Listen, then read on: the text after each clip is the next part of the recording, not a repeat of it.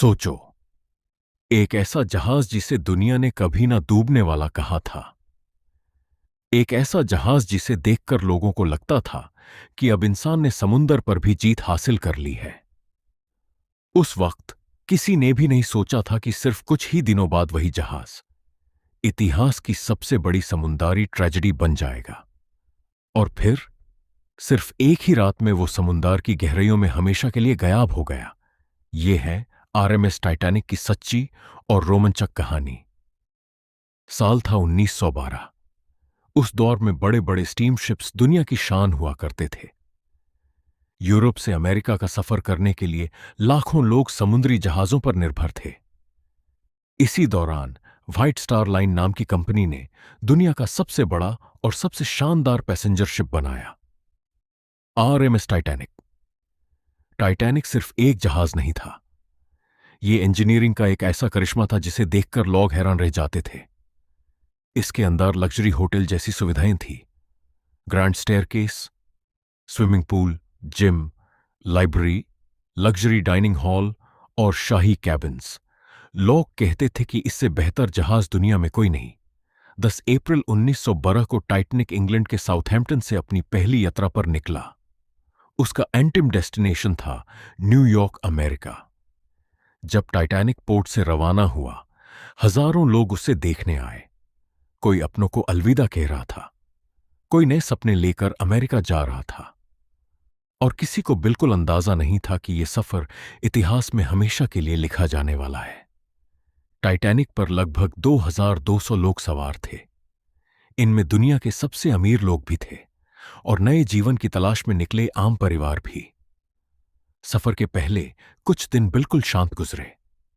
मुसाफिर music सुन रहे थे, dance car रह दी, बच्चे खेल रहे थे, डाइनिंग हॉल में शाही खाना परोसा जा रहा था। हर किसी को लग रहा था कि यह दुनिया का सबसे यादगार सफर होगा। लेकिन अटलांटिक ओशन के बर्फ जैसे ठंडे पानी में एक खामोश खतरा उनका इंतजार कर रहा था। 14 अप्रैल की ठंडी रात को टाइटैनिक को कई बार बर्फ के पहाड़ों यानी आइसबर्ग्स की वार्निंग मिली। आसपास चल रहे दूसरे शिप्स ने वायरलेस मैसेज भेजकर बताया कि आगे का रास्ता खतरनाक है। लेकिन टाइटैनिक लगभग अपनी पूरी स्पीड से आगे बढ़ता रहा। उस रात समुंदर बिल्कुल शांत था, हवा भी बहुत कम चल रही थी और इसी वजह से आइसबर्ग को देखना और भी मुश्किल हो गया था। रात के करीब 11:40 बजे अचानक लुकआउट ने जोर से चिल्लाया, आइसबर्ग सीधा सामने। ये दो शब्द टाइटैनिक की किस्मत बदलने वाले थे। कैप्टन को तुरंत सिग्नल दिया गया। ऑफिसर मर्डॉक ने जहाज को मोड़ने और इंजन रिवर्स करने का ऑर्डर दिया। क्रू ने अपनी पूरी कोशिश की, लेकिन बहुत देर हो चुकी थी। टाइटैनिक आइसबर्ग से टकरा गया। टकराव इतना जोर का नहीं था कि लोग घबरा जाएं। कई पैसेंजर्स को लगा जैसे बस हल्का सा झटका लगा हो। कुछ लोग तो अपनी बातें और म्यूजिक भी नहीं रुके। लेकिन जहाज के नीचे कुछ और ही हो रहा था। आइसबर्ग ने टाइटैनिक के स्टील हल को कई जगह से चीर दिया। बर्फ जैसा ठंडा पानी बहुत तेजी से अंदर भरने लगा। शुरू में किसी को सच्चाई का एहसास नहीं हुआ, लेकिन इंजीनियर्स ने जब नुकसान देखा तो उनके होश उड़ गए। अब टाइटैनिक की सबसे बड़ी कमजोरी सामने आई। उसके वाटर टाइट कंपार्टमेंट्स एक हद तक ही पानी रोक सकते थे। जब पानी एक कंपार्टमेंट से दूसरे में भरना शुरू हुआ तो टाइटैनिक का बचना लगभग नामुमकिन हो गया। कैप्टन एडवर्ड स्मिथ को बताया गया कि जहाज डूबने वाला है। यह सुनकर ब्रिज पर सन्नाटा छा गया। अब सबसे बड़ा सवाल था, 2200 लोगों को कैसे बचाया जाए। सबसे दुख की बात, टाइटैनिक में जितने लोग थे उन सबके लिए लाइफ बोट्स ही नहीं थी।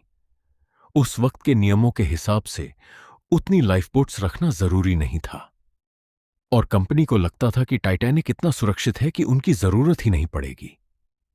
जब लाइफ बोट्स उतारना शुरू हुई, कई लोगों ने उसमें बैठने से मना कर दिया।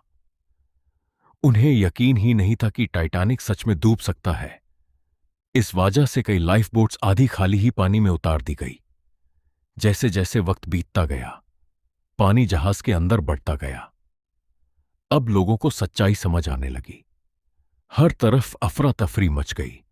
कोई अपने परिवार को ढूंढ रहा था, कोई बच्चों को बचाने की कोशिश कर रहा था। क्रू बार बार चिल्लाता रहा, women and children first. Deck पर खड़े लोगों के चेहरे पर दर्द साफ दिख रहा था। इसी दौरान टाइटैनिक का ऑर्केस्ट्रा आखिरी पल तक म्यूजिक बजाता रहा ताकि लोगों में घबराहट कम हो। यह टाइटैनिक की सबसे यादगार और दिल छू लेने वाली बातों में से एक मानी जाती है। ठंडी हवा, अंधेरी रात और जम देने वाला अटलांटिक ओशन। हर तरफ सिर्फ चीखें ही चीखें सुनाई दे रही थीं। लगभग 2 घंटे 40 मिनट तक टाइटैनिक मौत से लड़ता रहा और फिर 15 अप्रैल 1912 को सुबह 2:20 बजे दुनिया का सबसे मशहूर जहाज 2 हिस्सों में टूटकर अटलांटिक ओशन की गहराइयों में समा गया। समुंदर की सतह पर सिर्फ लाइफ बोट्स, टूटे हुए सामान और मदद के लिए पुकारते लोग रह गए। पानी इतना ठंडा था कि उसमें ज्यादा देर तक जिंदा रहना लगभग नामुमकिन था। इस हादसे में लगभग 1500 से ज्यादा लोगों की जान चली गई, जबकि करीब 700 लोग लाइफ बोट्स की मदद से बच गए। बाद में रेस्क्यू शिप RMS कारपथिया वहां पहुंची और बचे हुए लोगों को सुरक्षित जगह ले गई। टाइटैनिक की ट्रेजेडी ने पूरी दुनिया को हिला दिया। इसके बाद समुद्री सुरक्षा के नियम बदल दिए गए। हर बड़े जहाज पर सभी लोगों के लिए काफी लाइफ बोट्स रखना जरूरी कर दिया गया। 24 घंटे वायरलेस रेडियो मॉनिटरिंग शुरू हुई और नॉर्थ अटलांटिक में आइसबर्ग्स पर नजर रखने के लिए इंटरनेशनल आइस पेट्रोल की स्थापना की गई। आज भी टाइटैनिक अटलांटिक ओशन की गहराइयों में लगभग 3800 मीटर नीचे पड़ा हुआ है और हर साल हजारों लोग उसकी कहानी जानने की कोशिश करते हैं। एक जहाज जो अनसिंकेबल माना गया, आखिर में वही इंसानी ओवर कॉन्फिडेंस और प्रकृति की ताकत के सामने हार गया। टाइटैनिक सिर्फ एक शिपरेक नहीं, बल्कि दुनिया के इतिहास का सबसे बड़ा सबक बन गया।